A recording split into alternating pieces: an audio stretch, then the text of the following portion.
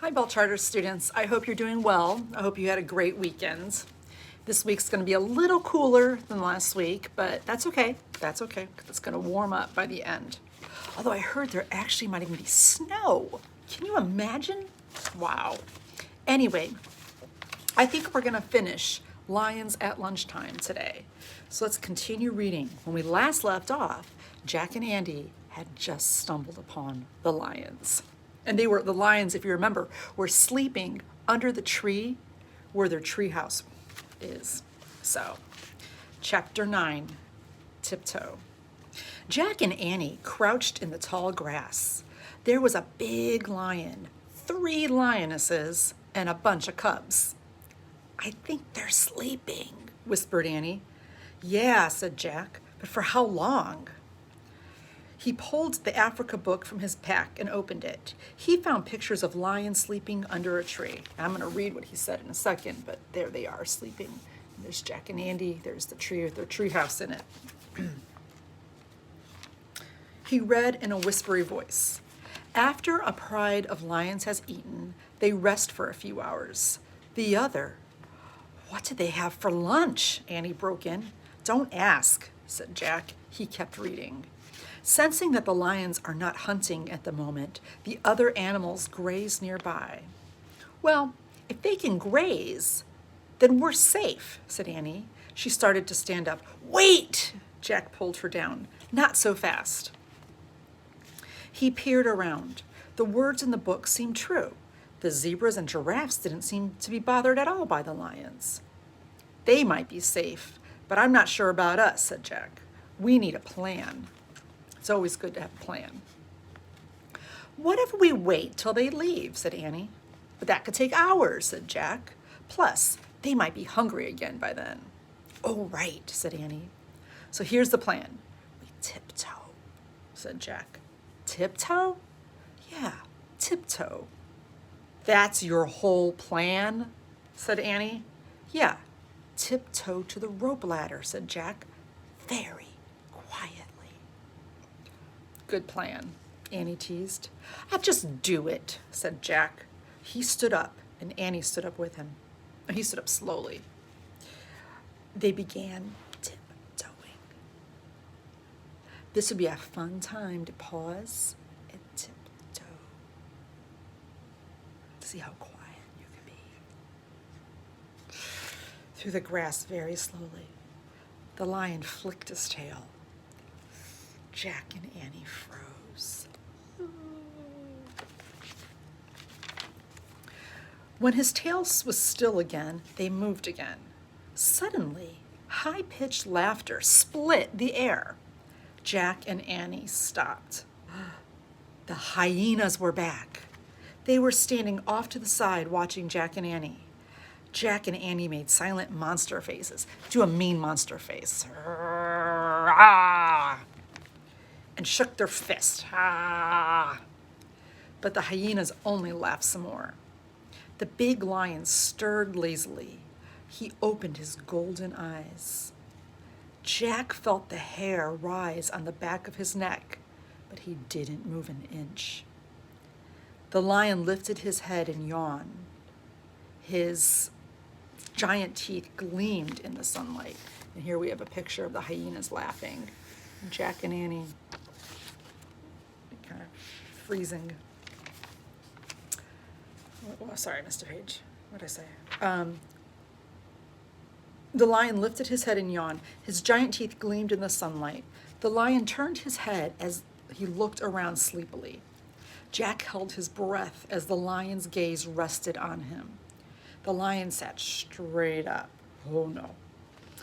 His piercing yellow eyes met Jack's. Jack's heart raced. His mind raced. He remembered something. He read, lions avoid giraffes. So do you think Jack and Annie are going to pretend to be giraffes?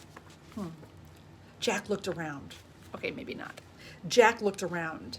There was a giraffe walking toward the tree that the magic treehouse was in. Suddenly, he had a new plan. Get under the giraffe, he whispered. Now you're the one who's nuts, Annie whispered back. But Jack grabbed her hand. He pulled her over to the giraffe and underneath it. The giraffe's legs were so long, Jack and Andy could stand up under it. Jack's had barely brushed the giraffe's golden belly. The tall creature froze for a few seconds. Then she moved slowly toward the tree. Jack and Annie walked in the same rhythm as the giraffe. They got closer and closer to the treehouse, and closer to the pride of lions. The big lion had stood up. He watched them moving under the giraffe. When the rope ladder was just a few feet away, Jack and Annie dashed out from under the giraffe to the rope ladder. Annie scrambled up first. Jack followed right behind her. As they climbed, the lion growled and leaped at the ladder. The hyenas just laughed. Jack climbed faster than he'd ever climbed. He leaped over Annie into the tree house. So there they are climbing. This is before Jack leaped over. But there's the lion. There's the giraffe. There's the rope ladder. Can they make it? Oh, let's hope they can. Let's see what happens. Annie had already unrolled the scroll. The riddle was gone. In its place was one shimmering word, honey. Remember, that was the clue, the answer to the clue, or to the riddle. Jack grabbed the Pennsylvania book. He opened it and found the picture of the Frog Creek woods. I wish we could go there, he said. Just then, the giraffe stuck her head through the window. Bye, honey, said Annie, and she kissed the giraffe on the nose. Oh, that'd be pretty neat to be able to kiss a giraffe on the nose. The wind started to blow. The treehouse started to spin. It spun faster and faster. Then everything was still, absolutely still. Chapter 10, After Lunch. Jack opened his eyes. His heart was still racing. Hyena laughter still rang in his ears. We made it, said Annie. Yes, said Jack, but it was very close. Jack took another moment to calm down. Then he pulled the Africa book out of his pack and put it with the other books. Annie put the scroll with the two other scrolls. The giraffe was the true honey on that trip, she said, sweet and golden with danger all around it. Yep, said Jack, and now we just have one riddle to go. Yep, said Annie. Ready? Ready. She started down the ladder. Jack followed. When they hit the ground, they walked through the sunlit woods. It's time for lunch, said Jack. I'm full from our picnic, said Annie. Same here. Well, what do we tell Mom? Said Annie. We say we ate our sandwiches coming back from the store, said Jack. But what if she asks why? Said Annie. Oh, just say we had a picnic with a Maasai warrior in Africa, said Jack.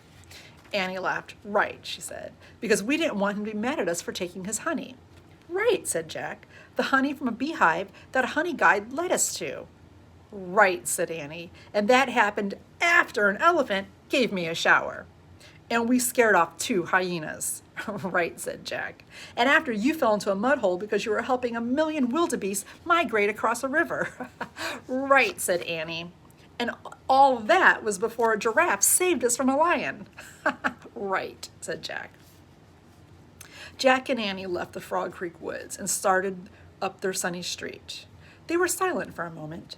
Then Jack pushed his glasses into place. It's funny because the story, that's everything that happened to them. But as a mom myself, if Andy and Will came home and told me all those things happened to them, I would think they were just pulling my leg. We better just say we ate our sandwiches on the way home from the store, he said. Right, said Annie. And if Mom asks why, started Jack. We'll just say it was a really long story, said Annie. Right, said Jack, with like 10 chapters. Annie laughed. Good plan, she said. Very good plan, said Jack. They crossed their yard. They went up their steps to the front door. We're back, Annie shouted. Great, called their mom. Are you ready for some lunch? Oh, that's such a good story. I know so many of our ball charter kids love, love, love the Magic Tree House. So, and if you haven't ever had the chance to read a Magic Tree House book, oh my goodness, we have 2 shelves full of them. So lots and lots and lots of Magic Tree House. But I hope you are doing well. I miss you terribly much, and I cannot wait to see you again. I'll talk to you soon. Bye, Bell Charter.